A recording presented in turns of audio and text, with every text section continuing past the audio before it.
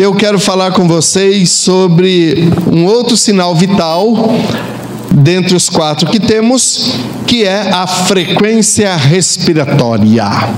Todo ser que respira diz: glória a Deus. Então vamos lá, todo ser que respira, diga: glória a Deus. Tá bom, é porque você respira, tá bom?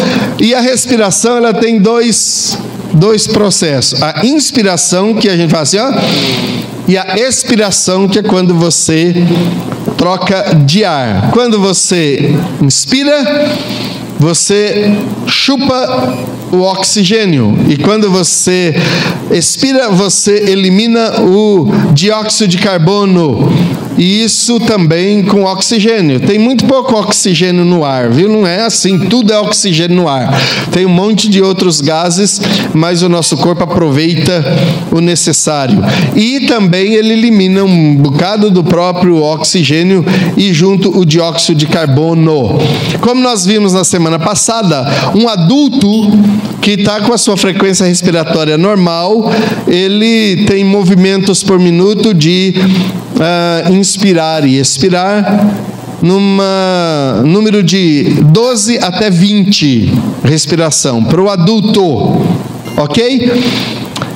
Agora tem uma coisa muito interessante aqui que eu quero fazer menção para você. Os sinais do comprometimento respiratório. Como é que eu sei que uma pessoa está com problema respiratório? O primeiro é muito simples, é só olhar para ele. Se ele tiver azul, porque azul ou roxo, né? Que é o chamada cianose. Se ele tiver roxo, se ele tiver azulado, é porque está com problema de respiração. Não está respirando bem, não está oxigenando bem. A segunda ou outra forma de perceber que uma pessoa está com problema respiratório é a inquietação. Uma pessoa muito inquieta, se mexendo muito, é porque ela está com problema respiratório. O outro sinal do comprometimento é a dispneia, que nada mais é do que a falta de ar, aquele negócio de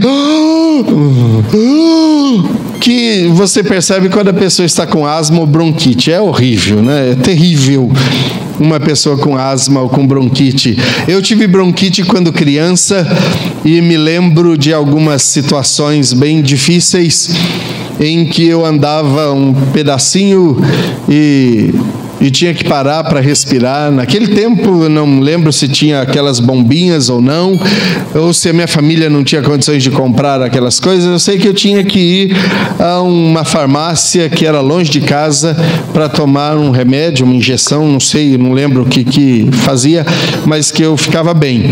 E de uma maneira generosa e gloriosa, Deus me curou. Eu nunca mais tive problema de bronquite, mas eu sofri muito quando criança.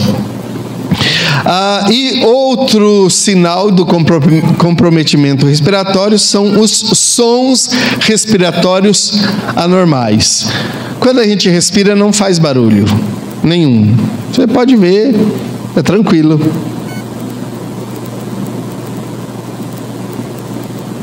Está ouvindo alguém respirar aí? Não, né? Porque eu acho que está todo mundo bem aqui. Mas se não tivesse, vai rangendo assim, aquela coisa tremendo muito, está com problema. Algumas coisas que afetam a respiração, que alteram a respiração: exercício, hábito de fumar, medicamentos e fatores emocionais. São os que mais alteram a nossa respiração. Muito bem. Levando em consideração essas coisas, eu quero conectar isso à nossa igreja. Eu quero conectar a respiração ou a frequência respiratória como sinal da vitalidade da igreja, para saber se nós estamos bem, é perceber esses sintomas aqui. Tem alguém no nosso meio que está meio azul? Não está respirando. Eu estou falando de aspectos espirituais. Eu estou falando de envolvimento com Deus. Não é mais meramente físico. Tem gente muito inquieta no nosso meio. Tem gente com falta de ar. Aquele irmãozinho, aquela irmãzinha que vive dizendo assim: pastor, eu não estou conseguindo mais, eu não sinto mais alegria, eu não sinto mais paz, eu estou morrendo. Está morrendo. E às vezes morrendo do nosso lado, e nós não sabemos o que fazer. Eu não sei se você já teve o desconforto de ver alguém morrer. Eu já tive. E eu já vi várias pessoas morrendo. Morrendo mesmo. O famoso último suspiro. É muito marcante. Entristece, abala. E às vezes nós vemos pessoas morrendo no nosso meio. Morrendo espiritualmente. Estão pedindo socorro, que alguém abane ela. Mas às vezes somos tão egoístas, estamos tão centrados em nós mesmos e na nossa própria respiração, que nós não percebemos que tem gente asmático do nosso lado.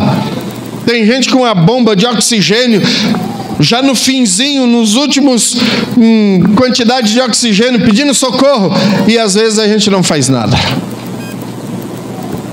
Perdemos a noção de que pessoas morrem por falta de ar à nossa volta.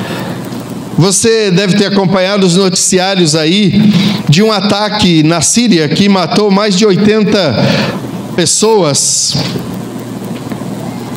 E a afirmação é que foi usado um tal de gás sarin. O gás sarin foi descoberto em 1938 por alemães. Eles estavam lá tentando fazer alguns produtos a nível de gases e de cheiro, e aí descobriram esse gás, o gás sarin, que é um composto de outros gases. E esse gás, ele não tem cheiro, ele não tem cor, e ele atua de forma terrível, sufocando a pessoa. A pessoa que está atingida pelo gás sarin, ela morre por falta de ar. Ela espuma pela boca, ela vira o olho e aparentemente não tem nada nela. Segundo estudos, se o gás impregnar na roupa de uma pessoa, 80 pessoas que tiverem acesso a 30 pessoas que tiverem acesso a essa roupa ainda poderão morrer só de ter o contato com uma roupa que está contaminada com esse gás. E consta que os sírios jogaram uma bomba sobre pessoas. E crianças e mulheres morreram em grande quantidade aqui. Esse gás foi usado no atentado contra o metrô lá em Tóquio, você deve se lembrar também. E é terrível, porque você não vê. Um outro gás que é muito perigoso, mas que às vezes a gente não dá muita atenção para ele, é o gás de cozinha, chamado gás de cozinha. Ele naturalmente também não tem cor e naturalmente não tem cheiro. Aquele cheiro que você sente do gás, ele é propositadamente colocado no botijão, para que se houver um vazamento, você consiga sentir o cheiro. Mas o gás de cozinha, o gás que acende o seu fogão, ele naturalmente não tem cheiro nenhum. Assim como o oxigênio, que é um gás, também não tem cheiro e não tem cor. E nós precisamos dele. A Bíblia diz que Deus, quando criou o homem, soprou o fôlego de vida no ser humano. Mas baseado no livro de Efésios, capítulo 2, que eu quero usar como fundamento para essa palavra nessa noite, eu quero levar você a pensar no princípio da imputação. Princípio da imputação, não é amputação. Amputar é cortar, imputar é colocar. Eu não sei se você sabe disso, e eu hoje à tarde, depois de preparar a mensagem, depois de estar refletindo sobre aquilo que eu ia falar com vocês, o Espírito de Deus falou ao meu coração, já por volta das 6 horas da tarde, o Senhor falou algo para mim e disse: olha, eu quero que você diga uma palavra para o povo que vai te ouvir nessa noite. Ok, e o que eu devo falar, Senhor? Eu quero falar para aqueles que às vezes pensam assim: eu não consigo ter firmeza na fé, eu não consigo andar, eu desisto fácil, eu tenho dificuldades de entender as coisas, quando a luta vem eu vou sucumbindo. E o Senhor disse: fala para eles, insista com eles, que aqueles que assim afirmam porque não entenderam a miséria que eles têm ainda, e na miséria que eles vivem. E eu achei isso muito forte, muito intenso. E como é que eu vou falar isso, Senhor? Assim mesmo. Porque, queridos, que às vezes um crente fica achando que a vida espiritual está difícil demais, está pesada demais, porque você não entendeu ainda quem você é. E eu vou tentar ajudá-lo a entender quem você é. No princípio da imputação, quando Paulo fala, no versículo 12 do capítulo 2 de Efésios: naquela época, vocês estavam sem Cristo, separados da comunidade de Israel, sendo estrangeiro quanto às alianças da promessa, sem esperança e sem Deus no mundo. Estávamos perdidos nos nossos delitos e nos nossos pecados. O apóstolo Paulo está dizendo para mim e para você, que de um modo mortal e irreversível, todos nós estávamos mortos diante de Deus. Não havia quem queria Deus, pois o homem caído não pode buscar Deus voluntariamente.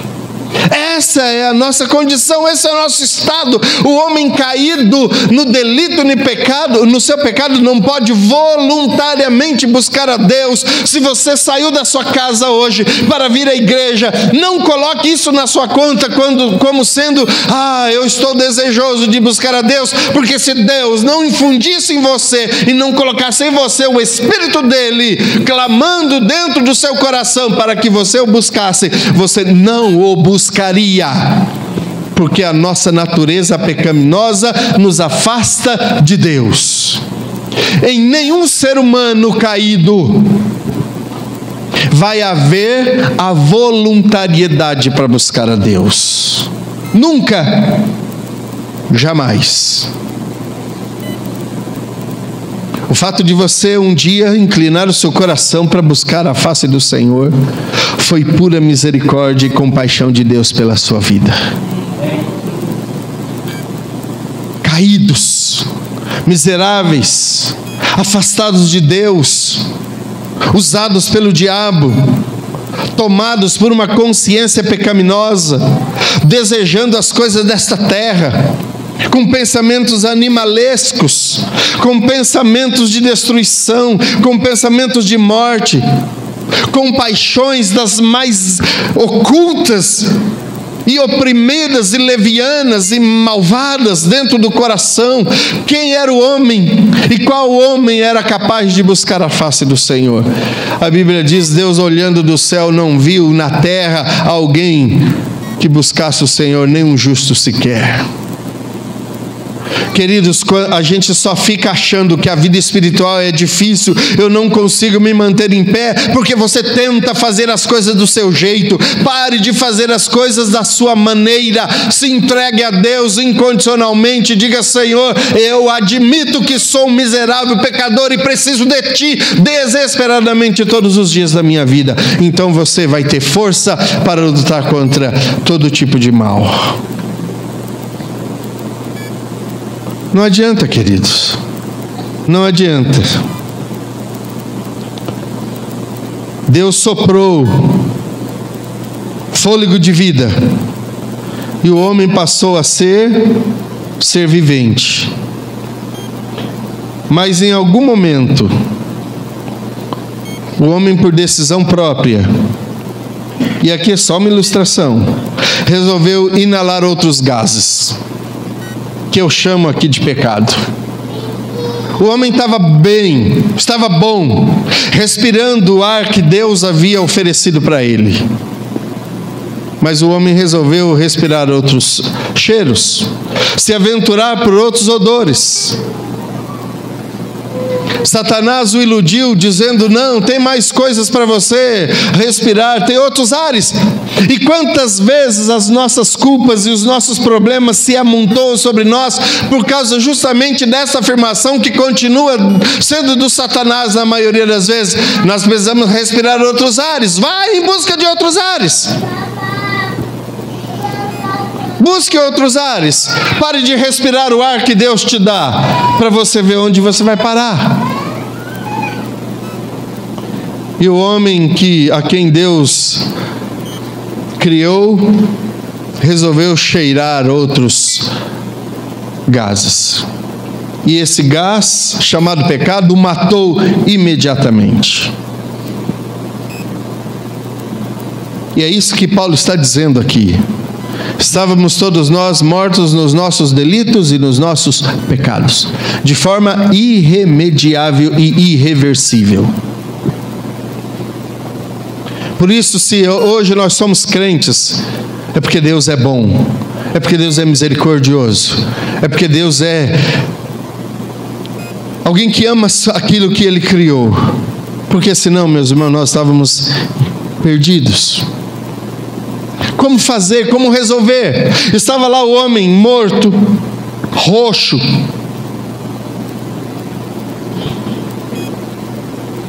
Isso não significa dizer, do ponto de vista comum, que essas pessoas não pararam de respirar a vida. Não, nós estamos respirando, nós estamos vivos aí para as coisas desta vida. Mas é justamente contra as coisas desta vida que Deus precisou ressuscitar-nos e fazer de nós novas criaturas. Não pensa que Deus se abaixou para fazer um boca a boca. Quando eu estudei educação física, a faculdade de educação física, quando eu fui ser treinado para isso, eu imaginava que a respiração assistida, a respiração boca a boca, era uma coisa fácil de fazer. E na minha impressão, eu pensava que a gente tinha que chupar o ar da pessoa, para a pessoa voltar a respirar. E é o contrário. Eu tenho que soprar o meu ar nela. Isso é respiração. Você prende o nariz da pessoa, e se for criança, você usa a boca também envolvendo o nariz, e você sopra o seu fôlego de vida nela. É a transferência de vida para ela. É assim que funciona. E junto com a massagem cardíaca, você vai tentar reanimar a pessoa. Não foi esse processo que Deus usou. Querido, nós estávamos mortos. Esse processo de ressuscitação artificial ou mecânica é feito para a pessoa que morreu em pouco tempo, que ainda tem algum resto de ar no pulmão, que o sangue ainda não coagulou. Nós estávamos mortos. Não tinha respiração assistida ou boca a boca que fosse funcionar. Deus resolveu ressuscitar você. Deus resolveu ressuscitar a mim. E como é que Ele fez? Ele, ao invés de soprar fôlego de vida em mim, Ele colocou a vida dEle em mim, colocou a vida dEle em você, por meio da morte do Senhor Jesus Cristo. É isso que chama de imputação. Ele colocou a vida dEle em você, Ele fez de você uma nova criatura, porque aquele homem velho estava estragado já. Aquele homem já tinha seu sangue coagulado em si, morte de todos os tecidos, não tinha mais oportunidade, não tinha mais chance. O Senhor resolveu ressuscitar, colocar a vida dEle em você. Foi isso que Jesus fez quando morreu na cruz por mim e por você. Ele colocou a vida dEle na sua morte. É disso que o apóstolo Paulo está dizendo. Eu não respirava mais, você não respirava mais. Mas Ele resolveu fazer você respirar outra vez. Não mais naquela natureza antiga. Não mais daquela forma. Não mais com aquela mentalidade. Por que crentes não conseguem manter uma vida espiritual fervorosa e constante? Porque vivem respirando ares diferentes por aí. Respire a vida que Deus te oferece. E você nunca mais vai ter desânimo e vontade de parar na sua vida. Não estou dizendo de ausência de dificuldades. Isso tem.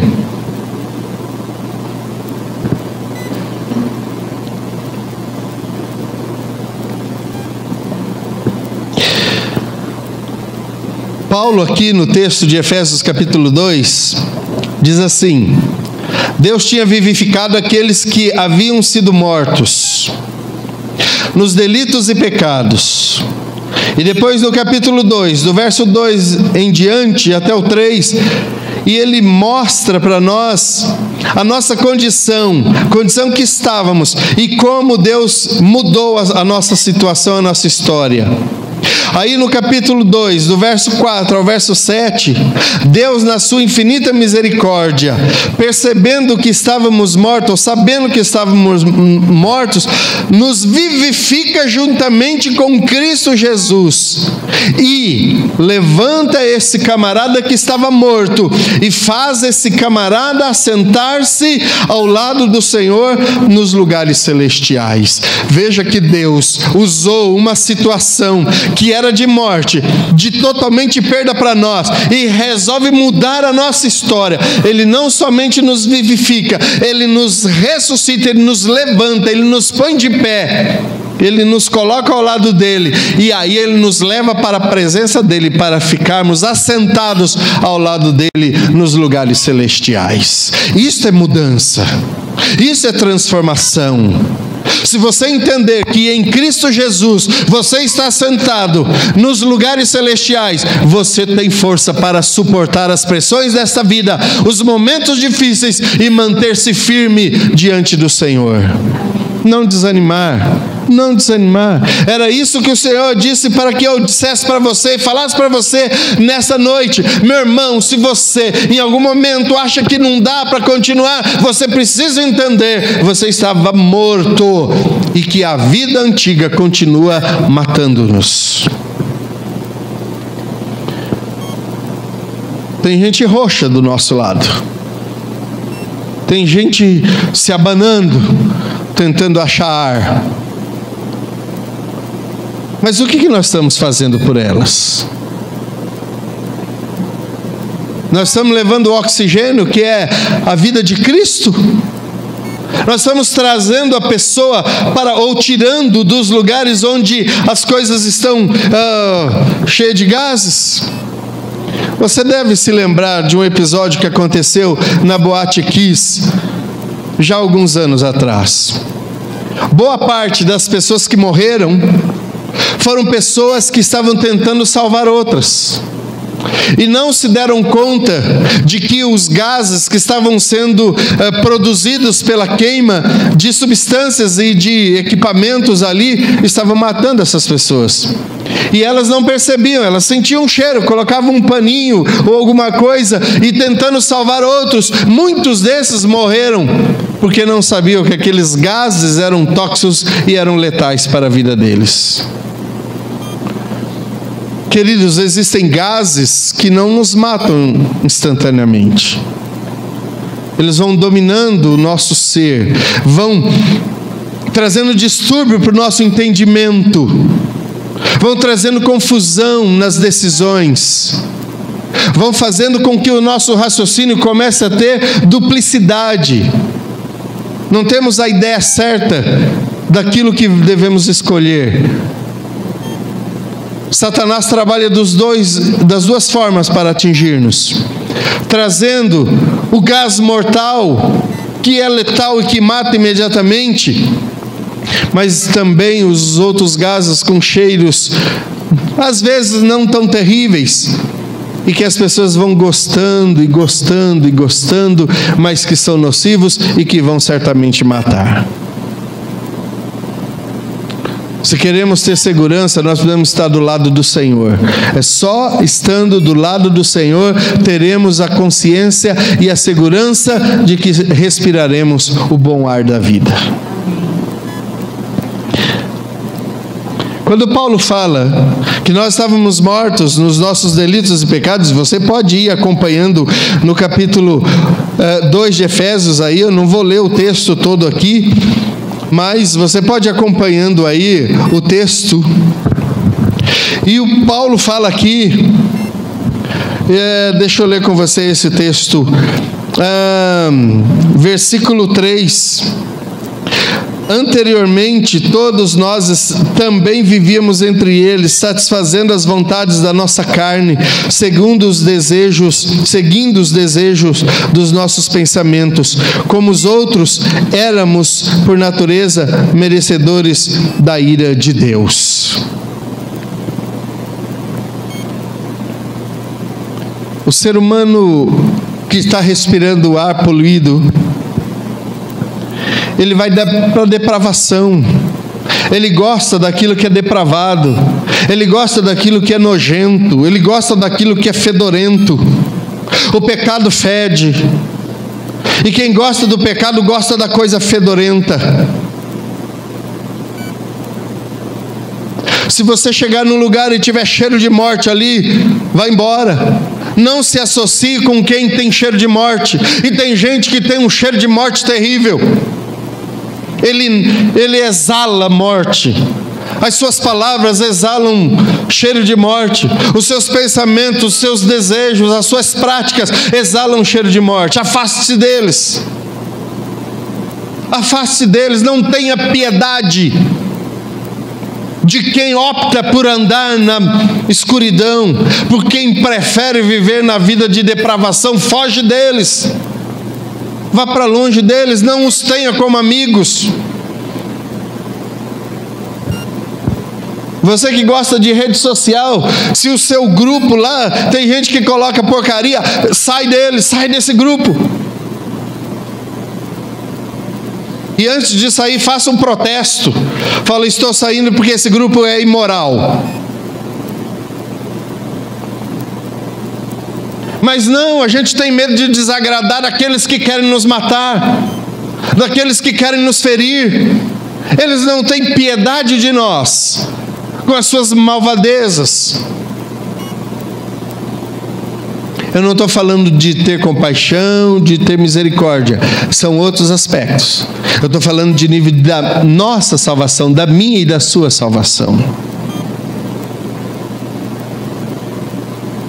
Paulo faz uma citação em Coríntio sobre um irmão que estava vivendo uma vida desregrada no meio da igreja, e ele diz, olha, trata dele, e se ele não levar em consideração o que está sendo tratado como igreja, trate-o como um gentil, como alguém que ainda não se converteu. Não se associe a ele para a adoração no que diz respeito à vida íntima com Deus. Isso você precisa fazer com quem ama o Senhor. Paulo está dizendo, e não tem nenhum outro texto bíblico, talvez falando sobre o poder do pecado, quando Isaías fala que as nossas iniquidades e os nossos pecados e as nossas boas obras e aquilo que a gente faz vira trapo de imundícia diante de Deus. Alguns estudiosos afirmam que o trapo de imundícia, quando o texto cita, quando o profeta cita o trapo de imundícia, ele está fazendo, há uma divisão aí de dois aspectos. O primeiro, alguns afirmam que esse trapo de imundícia é aquele pano usado pelas mulheres no seu ciclo menstrual. Antigamente, hoje tem outro processo, outra forma mais higiênica, mas antigamente as mulheres usavam panos para cuidar do processo menstrual. E aquilo que tinha mau cheiro, que tinha aparência terrível, aquilo, segundo alguns, afirmam que isto era o que é chamado de trapo de imundícia. E outros afirmam que são aquelas ataduras que são colocadas em feridas, grandes feridas, que estão em carne viva, escorrendo aquela água com pus, em estado de putrefação, e as pessoas colocam em plastos e processos para sarar. Outros afirmam que aquilo é um trapo de imundícia. Ou seja, as nossas obras, as nossas tentativas de agradar a Deus, sem que seja por meio de Cristo, são consideradas diante de Deus como trapo de imundícia, seja lá qual deles forem. É nojento, é impróprio, é indecente. Deus não aceita. Se queremos viver diante de Deus, tem que ser por meio de Cristo e em Cristo, e por Cristo somente.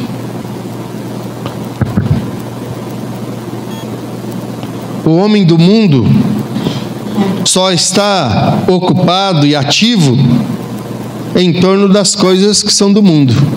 A mente dele está voltada para as coisas do mundo. Os anseios dele são voltados para as coisas do mundo. Ele não tem ligação nenhuma com as coisas eternas. O coração dele não está ligado às coisas eternas. Não vê a beleza daquilo que se chama de religião, que é o religar a Deus. Não ouve, porque não tem condição de ouvir o chamado de Deus, não é afetado pelo amor do Salvador, e ele não se interessa pelas coisas e pelas realidades espirituais e eternas. O homem caído, o homem sem Deus, o homem que está respirando o gás tóxico deste mundo, ele não consegue ter percepção da vida eterna.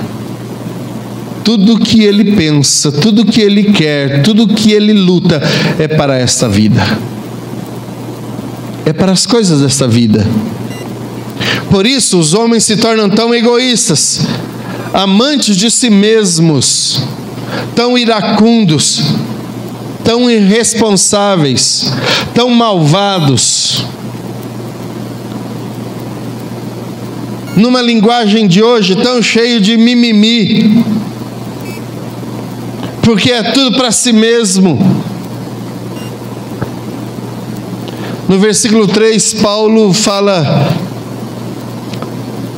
e ele se inclui nisso. Ele diz: nós vivíamos fazendo os desejos da nossa carne. Você já viu cadáver? Cadáver. Olhando para uma noite cheia de estrela, as flores continuam inalando os seus odores maravilhosos. A rosa, o jasmim, a dama da meia-noite, acho que é isso que chama, né? Dama da meia-noite? Dama da noite só, né? Dama da noite. Antigamente quase todo mundo tinha um pezinho dessa em frente de casa ou no fundo do quintal. Né, seu Pedro?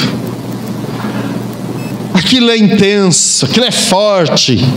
Mas o cadáver não sente nada. Tem aquele outra árvore que chama poejo, que faz chá para criança que está doente. Uma florzinha branca também. É poejo? Não, é outro. Esqueci o nome. Hã? Não, é uma árvore. Não. Acho que é sabugueiro. Sabugueiro. Também está aí exalando o seu cheiro maravilhoso. Mas o defunto sente cheiro? Não.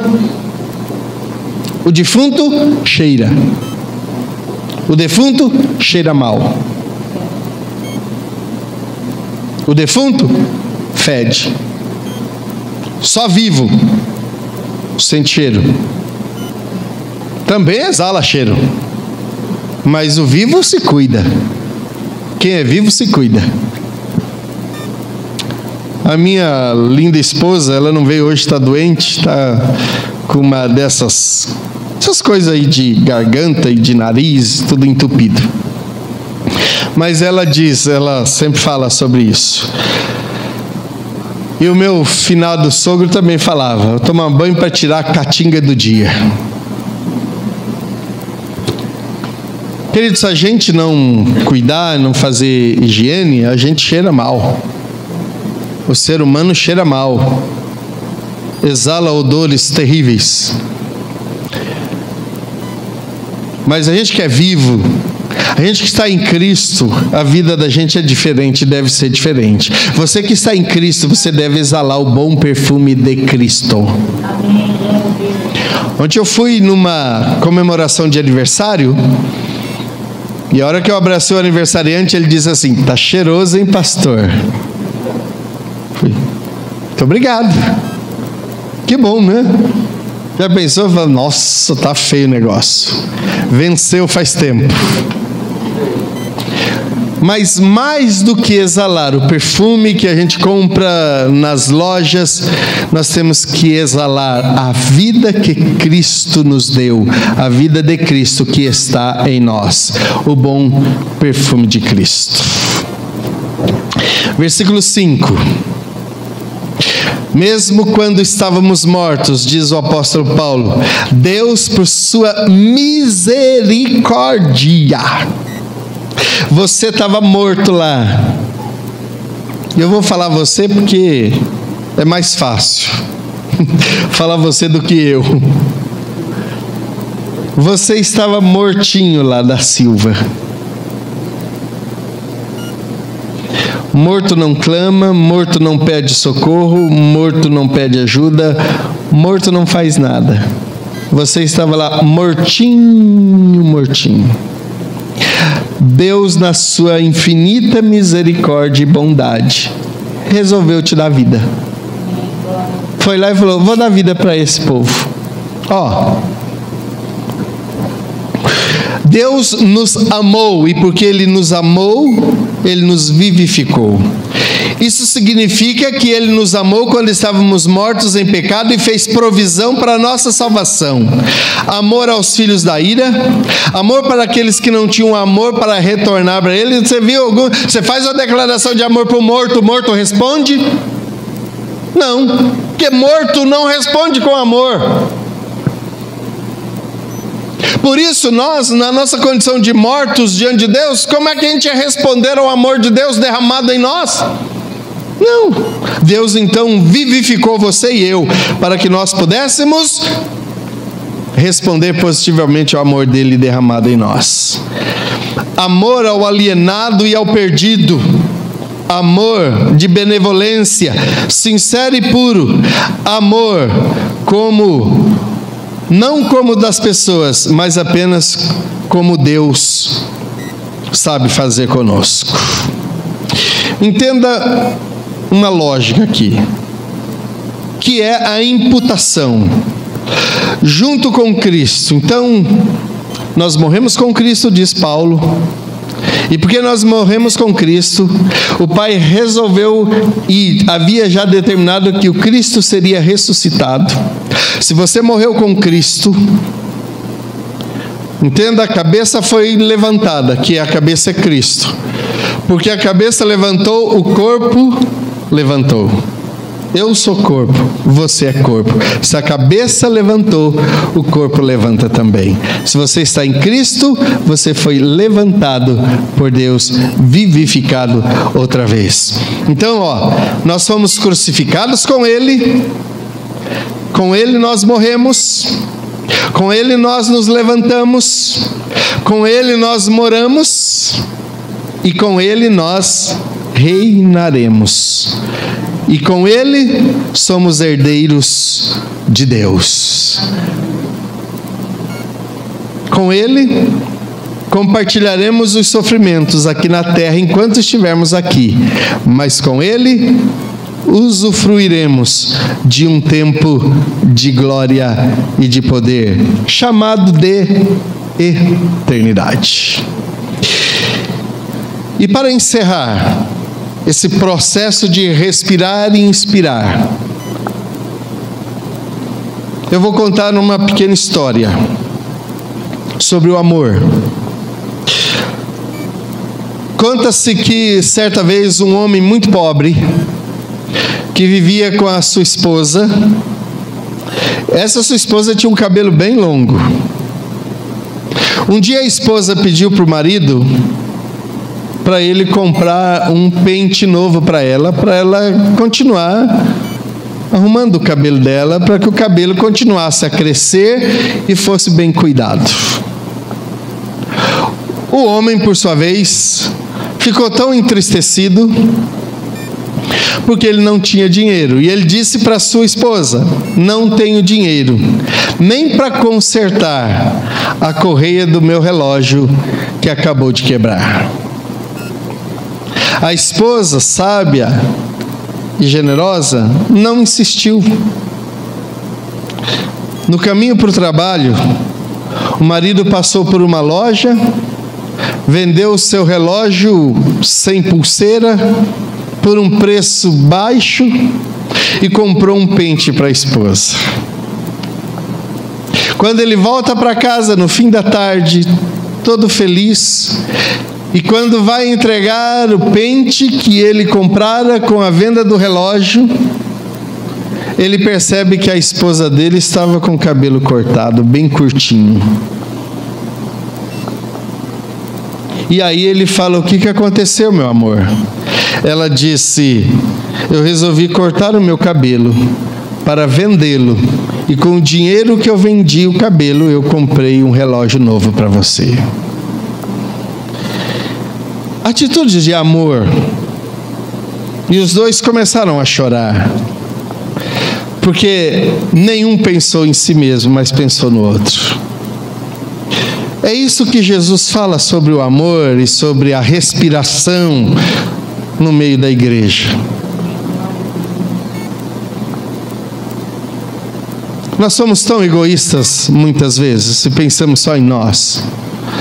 Aquele homem vendeu o seu relógio por um preço pequeno para comprar um pente. A mulher resolveu vender parte do seu cabelo para comprar um relógio para o marido.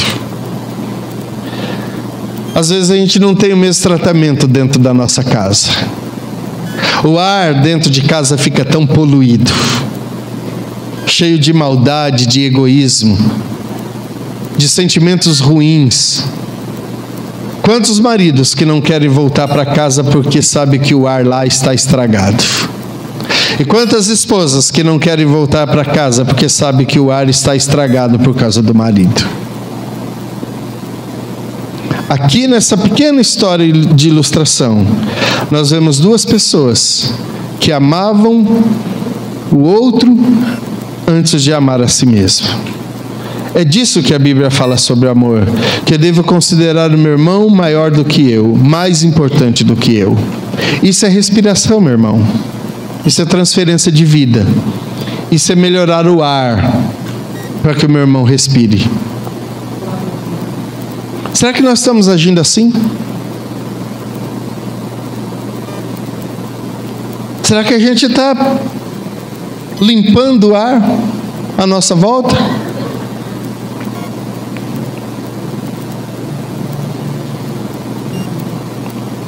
O que o mundo pode dizer de nós? O que o mundo pode dizer desta igreja? Será que essa igreja tem um ar agradável de ser respirado? Será que as pessoas que entram aqui se sentem à vontade e podem dizer: gente, eu não estou falando de cheiro de igreja, que às vezes vira uma mistura de perfumes aqui. E eu que sei que eu abraço muita gente, eu chego todo cheiroso em casa. Eu acho gostoso isso. Um monte de cheiro, uma mistura de perfumes.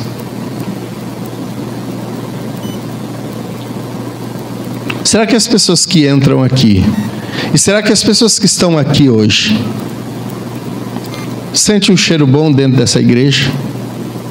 O ar que nós temos aqui é respirável? Ou a gente tem que sair de vez em quando para tomar um ar lá fora? Ou será que eu tenho que ir em outra igreja para dar uma respirada? Ou será que eu tenho que ficar em casa assistindo um filme para dar uma respirada, porque o ar está ruim? O meu apelo nessa noite é para você. Que tipo de ar nós estamos deixando aqui? Que o Senhor te ajude, que o Senhor te abençoe, e que pela misericórdia dEle, vivos como somos, por causa da bondade de Deus, possamos respirar ar puro todos os dias. Amém?